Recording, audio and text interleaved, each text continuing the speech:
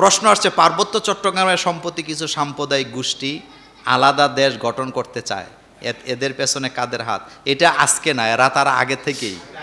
আপনি আমার পার্শ্ববর্তী দেশ, আমার এখানে কে ক্ষমতায় থাকবে কে থাকবে না এটা ঠিক করবে জনগণ। কে? কিন্তু আপনি কোনো নির্দিষ্ট ব্যক্তিকেই চেয়ারে বসানোর জন্য পাগল হয়ে আছেন, মিডিয়াকে লাগাইয়া দিছে, বুঝা গেছে ডাল মে কুছ কালা হে। নতুবা এমনটা হবে কেন? এমনটা হওয়ার কারণটা কি? এই বাংলাদেশে যতগুলা ফাঁসি দেওয়া হয়েছে সবগুলা পার্শ্ববর্তী দেশের পরামর্শে দেওয়া হয়েছে, অন্য কোনো কারণ ছিল না। অন্য কোনো কারণ ছিল? আপনি মাথাগুলা শেষ করে দিছেন। কাদের মোল্লার মতো একজন বুদ্ধিজীবী, আপনারা তো জানেন না, সারা পৃথিবীর সব দেশ তাকে চিনত। একটা ম্যাগনেট ছিল। কি ছিল? আমি কোনো নির্দিষ্ট দলের কথা বলছি না, আমি একটা মাথার কথা বলতেছি। ওনার স্ত্রী ইডেন কলেজের বিপি ছিল। আপনি কি মনে করেছেন সেই লোকটাকে আপনি শেষ করে দিছেন? মীর কাসেম আলী, এই মাথাটা ছিল একটা ম্যাগনেট। সারা পৃথিবীর অর্থনীতিতে যার অবদান, বাংলাদেশে লক্ষ লক্ষ বেকার ছেলেদের কর্মসংস্থান করেছেন যিনি, এই লোকটাকে পর্যন্ত ভারতের কথায় আপনি শেষ করে দিয়েছেন।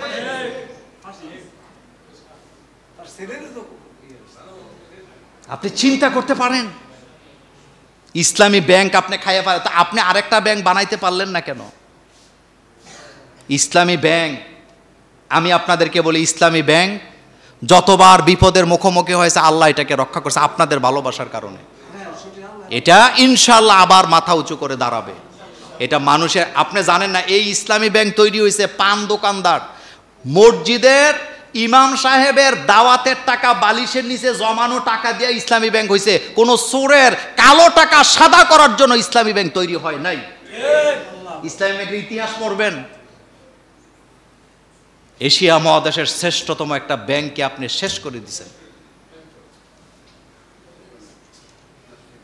মডেল মসজিদে ইসলামী ব্যাংকের টাকা নাই? আসতে বলেন কেন? জামা আমার, আপনি নিয়ে গাও দিছেন আর কি। তো পার্বত্য চট্টগ্রামের জায়গা আমার, আমার বাংলাদেশের। ষড়যন্ত্র ইনশাআল্লাহ আগেও রুখে দিছে আমার জওয়ানরা, এখনো রুখবে ইনশাআল্লাহ। প্রতিবেশী ভালো না হইলে যা হয় আর কি।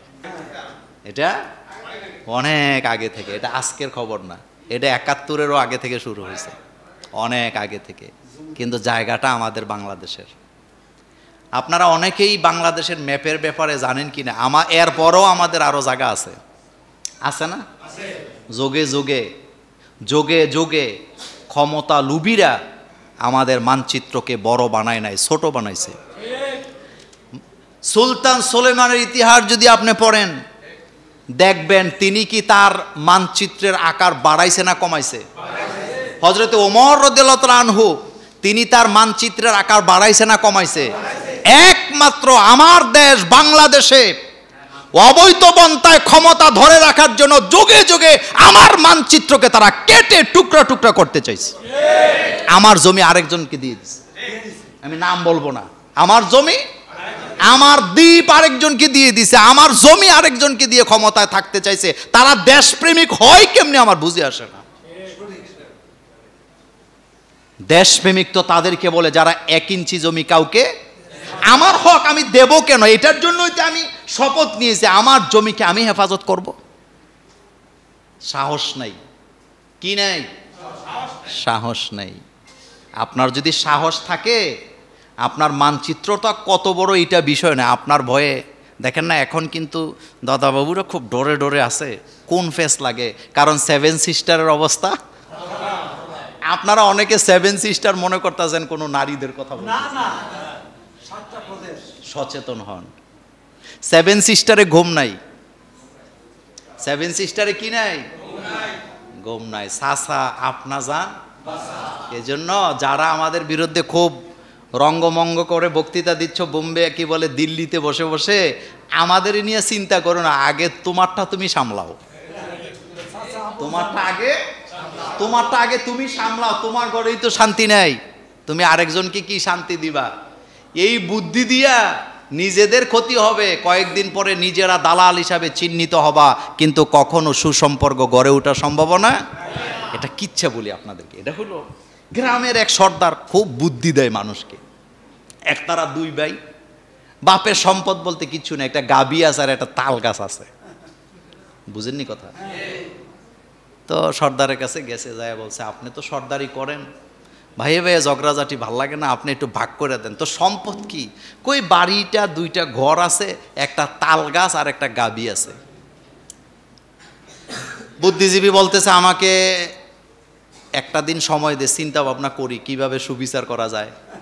তবে পারলে রাত্রে একটা 500 টাকার নোট নিয়ে একটু দেখা করি, চা পানি তো লাগে, বিচার করতে পান কি লাগে, চা পান লাগে না? ঠিক আছে, 500 টাকার নোট একটা দিয়ে আইছে।